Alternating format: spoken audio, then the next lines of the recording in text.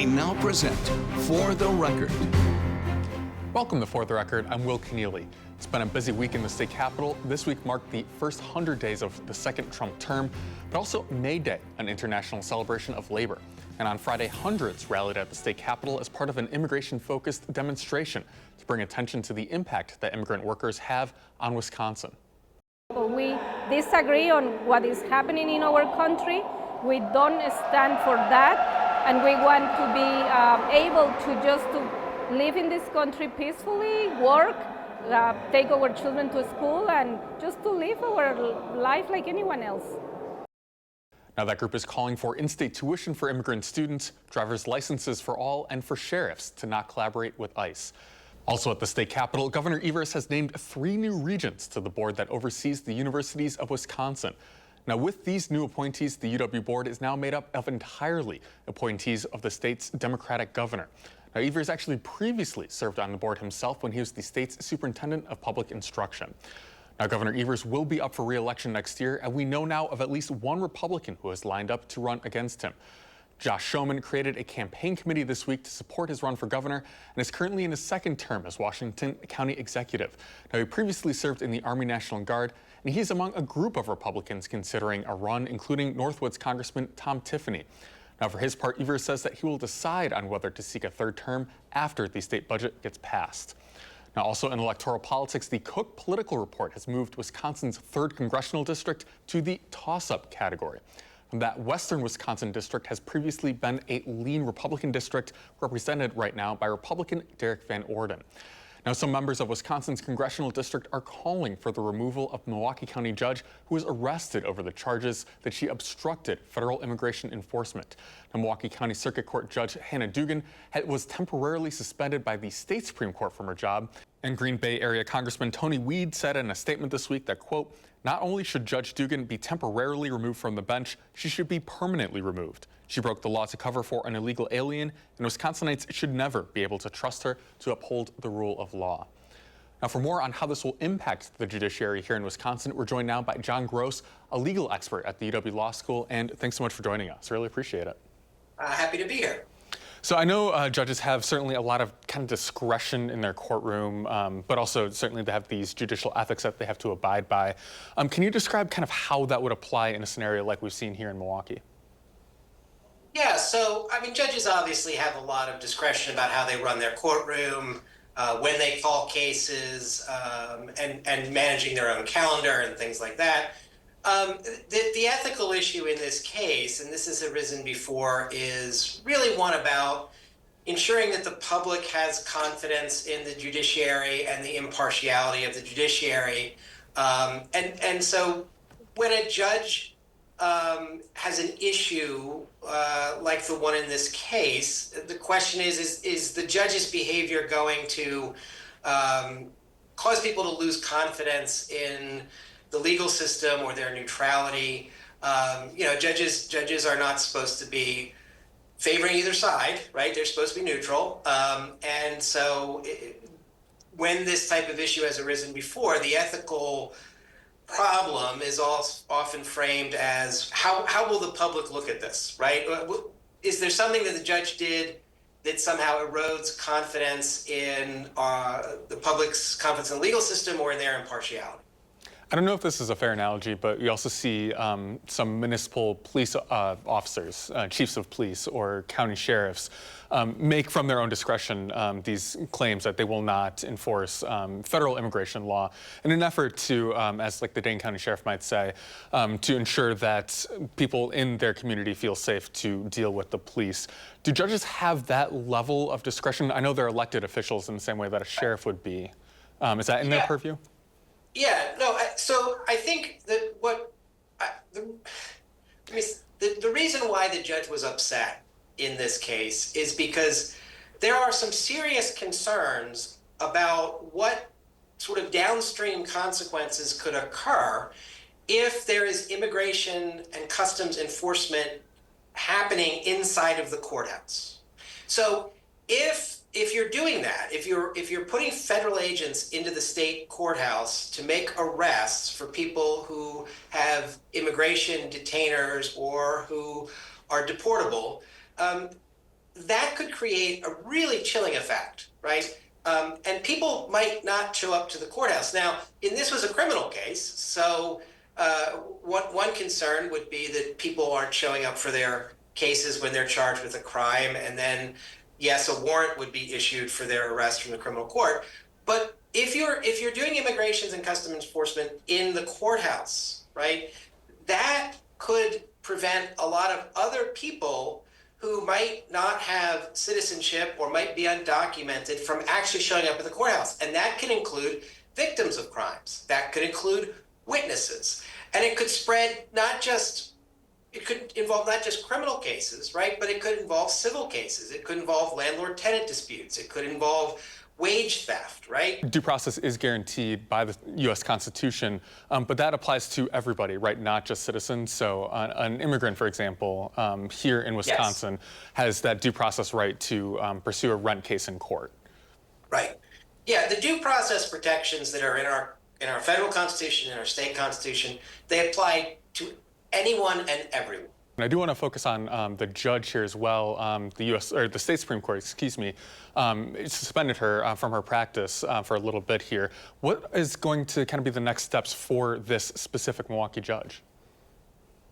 So I think the suspension I would describe it as routine at this point because of the pending federal charges. The best thing to do is to temporarily suspend the judge, relieve her of her obligations. The next step is going to be, at least in the federal case, I would expect there to probably be a defense motion to dismiss. I think there will be a vigorous argument about whether or not these charges can and should apply in this particular case. So you alluded to this a little bit before, where we've seen arguments on both sides. Some on the conservative side saying no one is above the law, right? A judge who may have committed obstruction of justice should be held accountable. We've also seen some on the left say, this is emblematic of the federal government's crackdown on the judiciary right now, with akin to Trump talking about impeaching certain judges. Just at a 30,000-foot view here of a legal scholar in your position, how would you kind of describe your prognosis of where the judiciary is right now? So I think right now in our country, the current administration is showing a real willingness to challenge the judiciary. Traditionally, throughout the course of our republic, the judiciary has had the final word on the interpretation of the Constitution and on the interpretation of statutory text. Judges make rulings, and the executive branch, the president on down, are obligated under their oath to abide by those rulings. What we are seeing is we're seeing an executive that wants to push back on that wants to say that courts have limited authority over the executive branch of government. They want to upend our traditional checks and balances and make a claim that the executive branch has areas where they reign supreme over the judiciary. And that's concerning. That's concerning. That would be a serious recalibration of our constitutional norms. And I certainly understand the argument, and let me just say this about the prosecution of this judge. I think there is certainly an argument to be made that no one should be above the law. And if the judge violated one of these statutes, if they violated a federal obstruction statute, they shouldn't get a pass just because they are a sitting state court judge. At the same time, there's certainly an element to this prosecution which is about sending a message, bordering on doing things that might intimidate other members of the judiciary. And I say that because there was the way the arrest of the judge was conducted it was literally on the courthouse steps as they were coming to work. And they were placed in handcuffs and taken into custody. That was a completely unnecessary thing to do. And in fact, sadly, it's now deleted, but the director of the FBI tweeted about it and had a photo of it. And that type of action is not about, right? It's not about the prosecution. It's political. Fascinating. Professor John Gross, thank you so much for your insight on this. Really appreciate it. My pleasure. Thank you. When we come back, we check in with both of Wisconsin's senators about the state of the American economy. And later, we sit down with William Garcia, running to lead the Wisconsin Democratic Party. We'll be right back after this.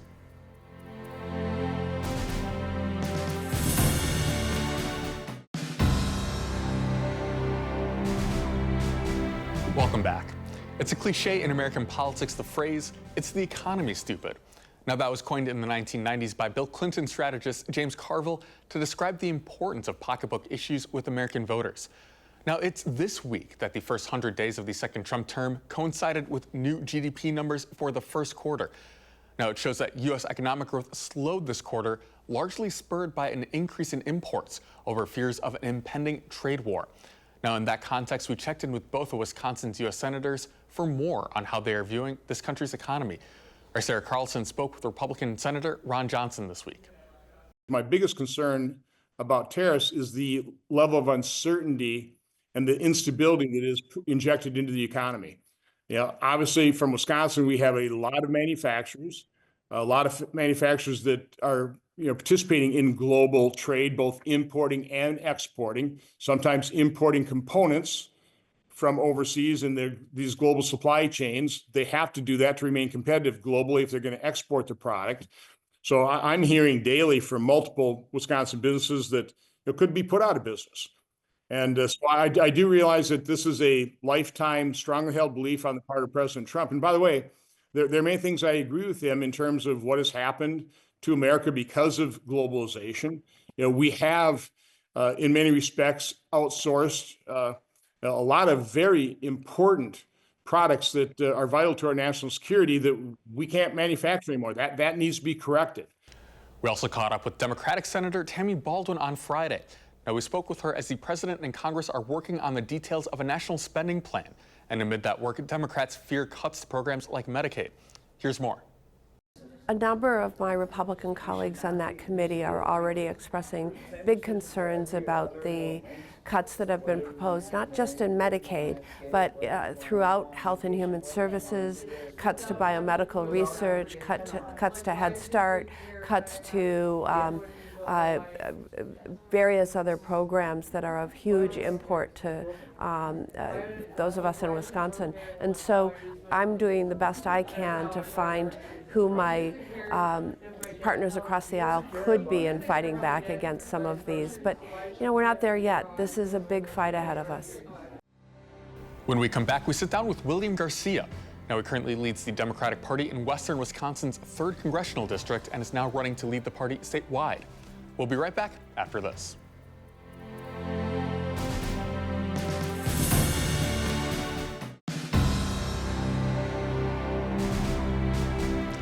Welcome back.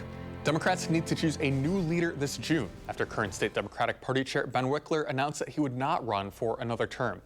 Now, whoever takes up the reins of the state party will lead Democrats into a key election year in 2026, where the governor's mansion will be on the ballot, as well as likely control of the state Senate. Now, one of the candidates running is William Garcia, who leads the Democratic Party in Western Wisconsin's key 3rd Congressional District.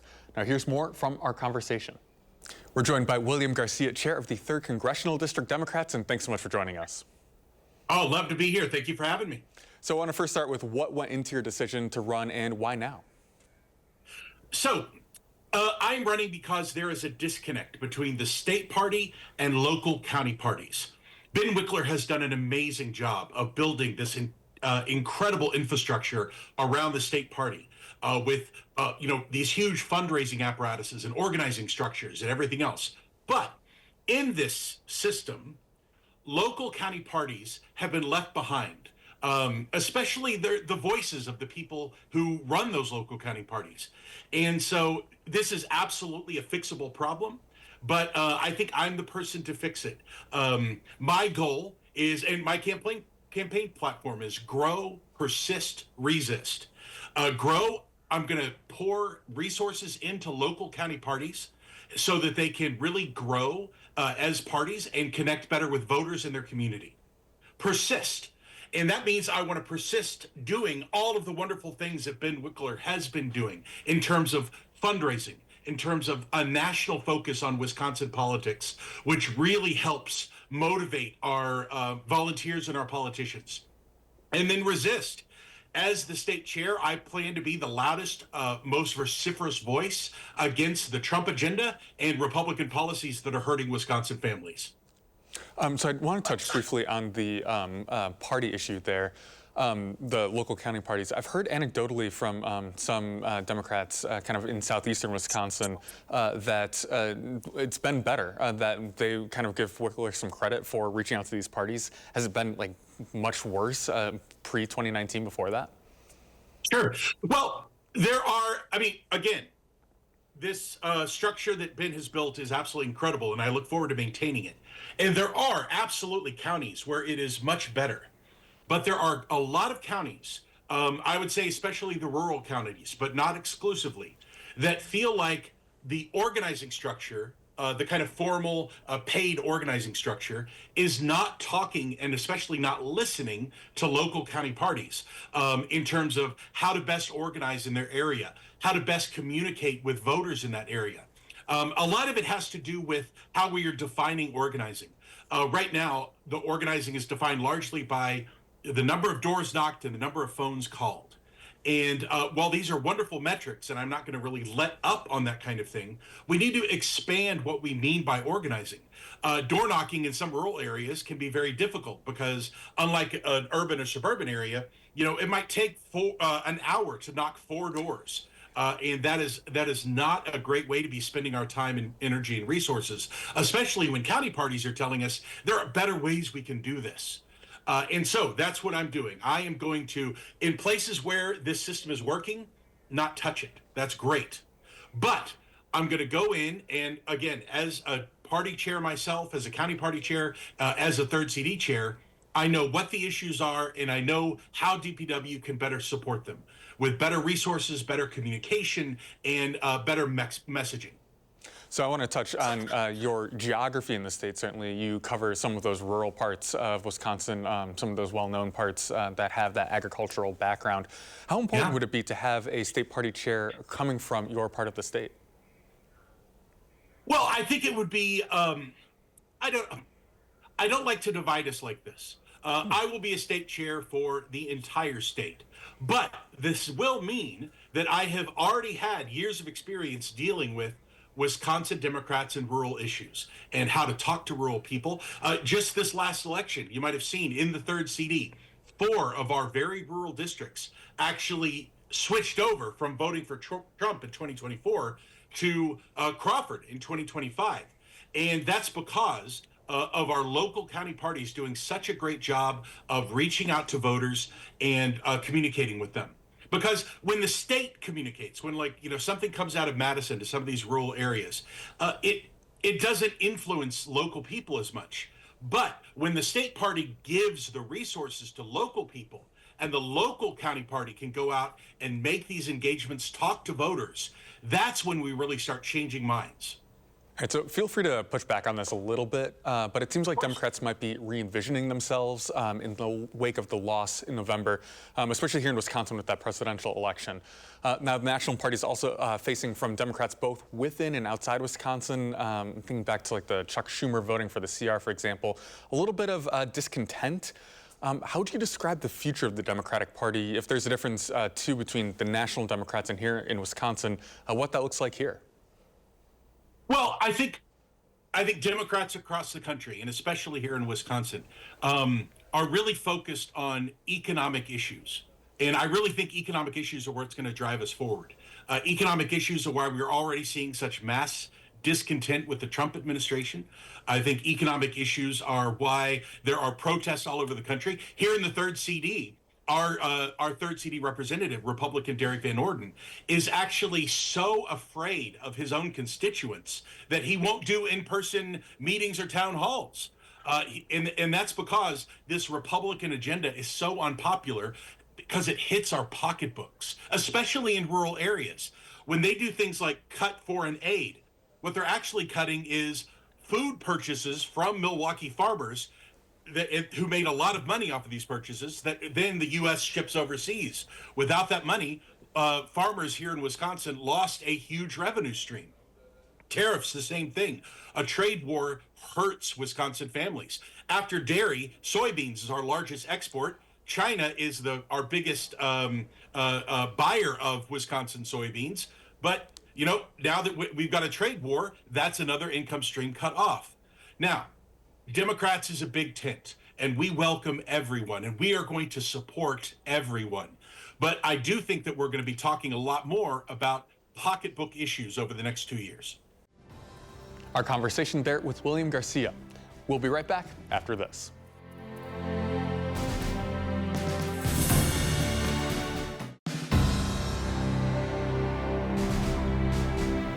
That does it for us this week. I'm Will Keneally. Have a great rest of your weekend.